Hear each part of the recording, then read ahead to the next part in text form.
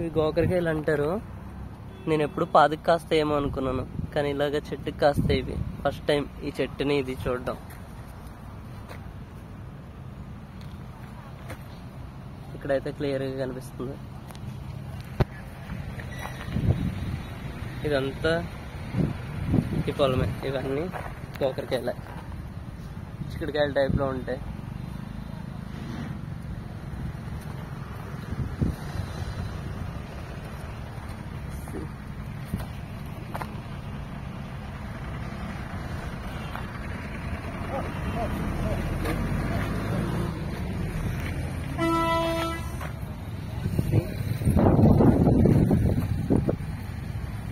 ఇది చిక్కుడు పాదులాగా చిక్కుడుకాయలాగా కాస్తేమో అనుకున్నా, కానీ